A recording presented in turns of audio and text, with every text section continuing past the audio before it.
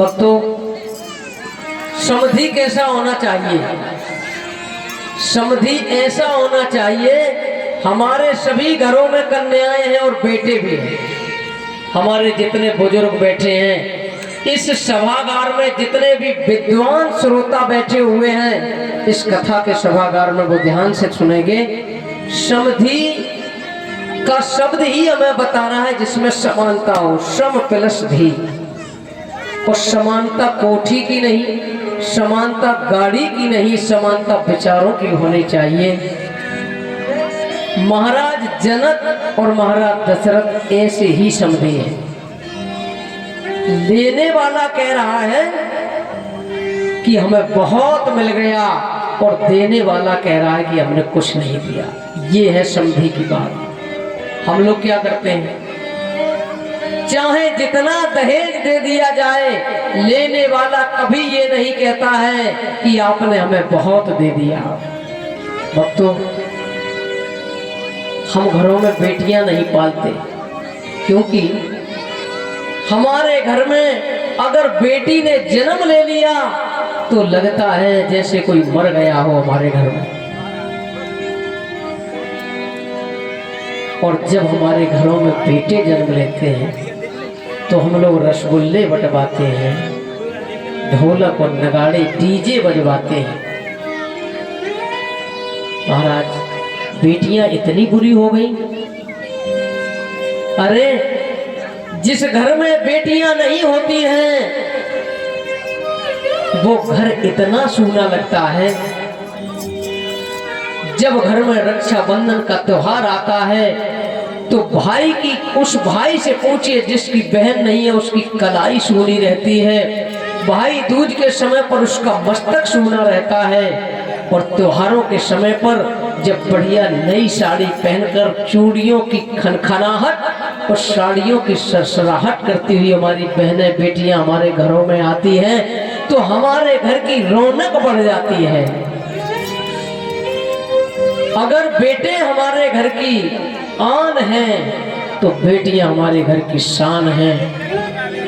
अगर बेटे हमारे घर की संस्कृति हैं, बेटियां हमारे घर का संगीत हैं। जिन घरों में बेटियां नहीं, वो घर कैसा है? महाराज, जब बेटी जन्म लेती है तो तकलीफ, जब बेटी विवाह के योग्य होती है तब घर वालों को बहुत तकलीफ होती है, क्योंकि हमारे बीच में दहेज रूपी दानव आ गया है। और जिन घरों में बेटियां नहीं है वो ध्यान से सुन लें, अगर आपकी बेटियां नहीं है तो आपके बेटों के यहाँ बेटियां होगी, क्योंकि ठाकुर जी दो ही, या तो बालक को जन्म देता है या बेटियों को। दो ही व्यवस्था ठाकुर जी प्रकृति को बताते हैं।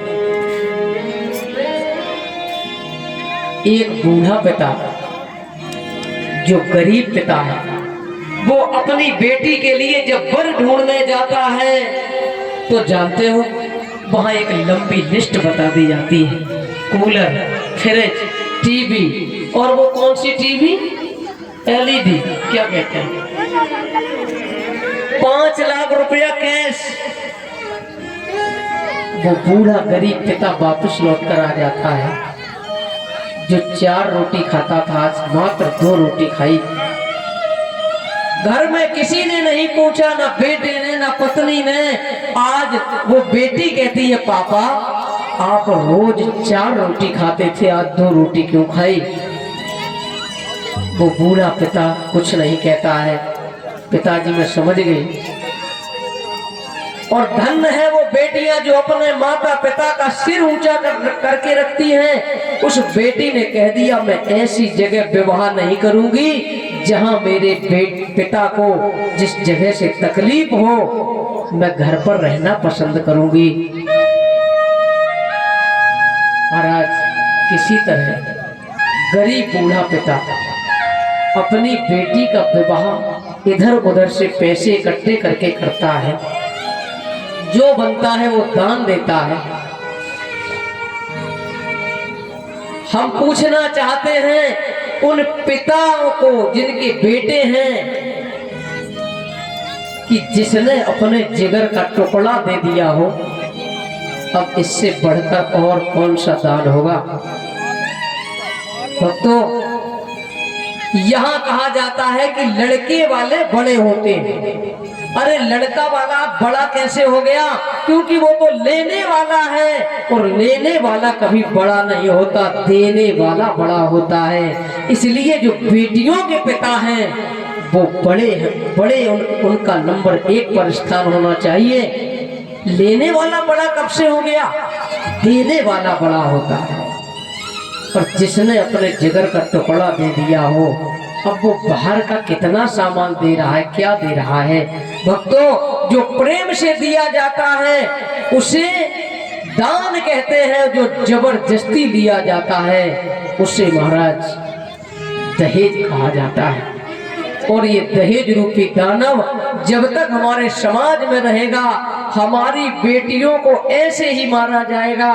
जानते हो, अभी कुछ दिन पहले मशीनों पर परीक्षण करवा दिया जाता था कि कन्या है या बेटा है, तो जन्म लेने से पहले ही उसे कचरे की पेटी में फेंक दिया जाता था।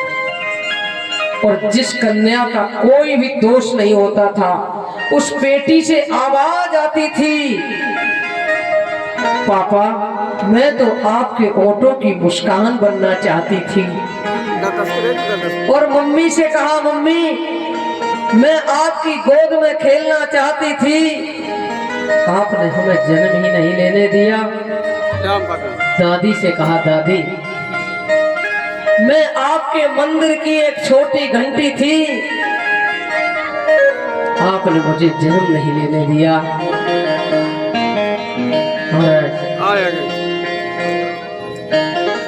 उस कचरे की पेटी से जब बार बार ये आवाज आई, आज माँ का हृदय तड़प उठता है। उस बेटी ने, जिस बेटी ने कोई दोष नहीं किया, कुछ जन्म लेने से पहले मार देते हैं और कुछ उस समय मार देते हैं कि 2 दिन की हो गई, 1 दिन की हो गई, जन्म ले लिया, बोले से खत्म करो।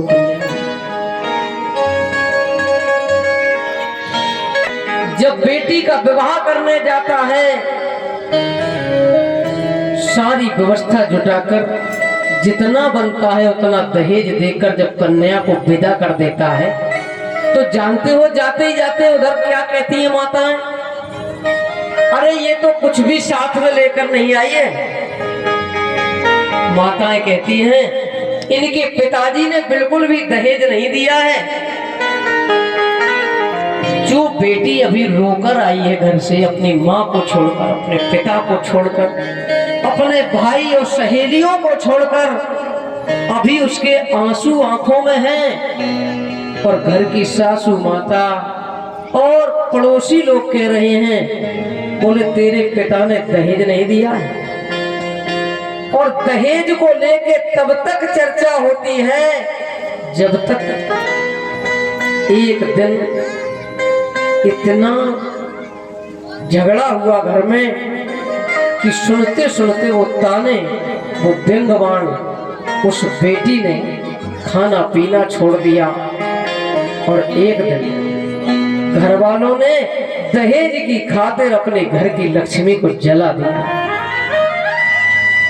और वहां फोन किया कि आपकी बेटी ने आत्महत्या कर लिया है।